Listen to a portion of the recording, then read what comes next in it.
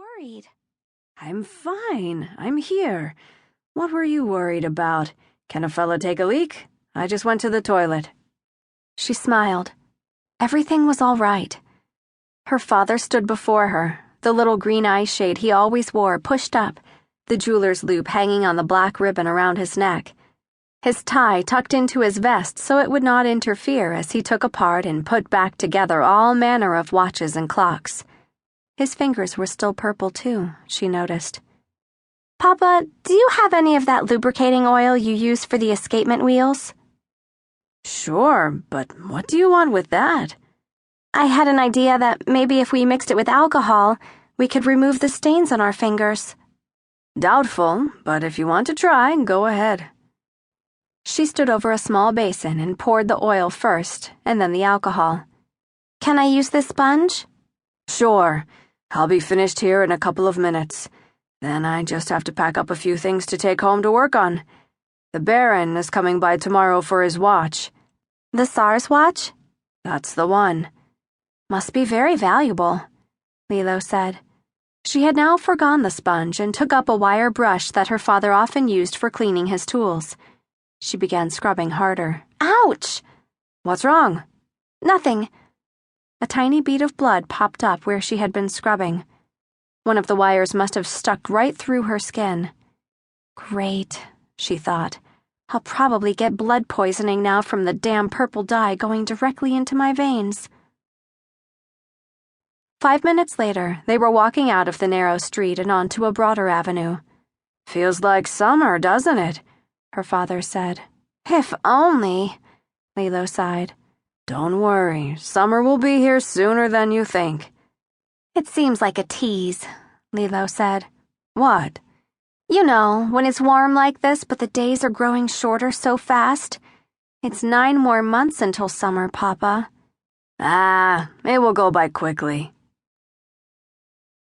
Look at this, her mother said as they came into the apartment.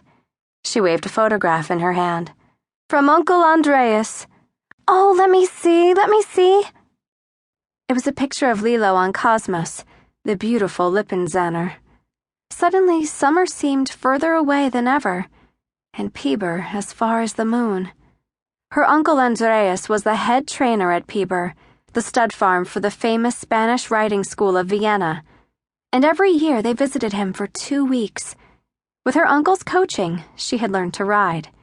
It was on Cosmos's long back that she had mastered the first movement of the White Ballet, a classic in the riding school repertoire. In Vienna, only men rode the horses, but at Piber, women were allowed to hack the old stallions that had been retired from stud services. She set the photograph on the table, propped up against a flower vase. Her mother came over and ran her hand across the back of Lilo's head. Lovely picture, isn't it? Much better than the drawing I did of you on Cosmos. No, Mama, that's not so. You were trying to catch me when I was doing the first set of the dance steps. That was harder. Here, Cosmos is standing still. Much schoolwork? Some. Some? Some, yes. That means between 0 and much. Well, you should get started, her mother said, and gave her a pat on the head. But it was hard to get started.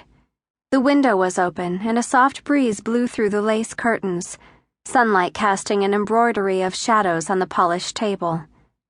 It was as if the low-angled setting sun of the autumn was determined to be remembered and make a show of itself. She traced the shadow design lightly with her pencil, careful not to mark the table. She set down the pencil and examined the stains on her fingertips. Dared she even hope about Piber? Had her Uncle Andreas been fingerprinted as well? Lilo, her mother called. Are you daydreaming? It's too hot to study. Lilo looked at her parents. There are kids out there swimming in the canal.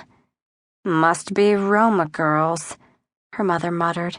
Mama, Lilo complained. Look at Lori. She's Roma. You love Lori. She doesn't dress racy. She doesn't wear makeup. She is one of the smartest girls in the class, and her family does not travel around in a caravan. They live in an apartment twice the size of ours. She's an exception.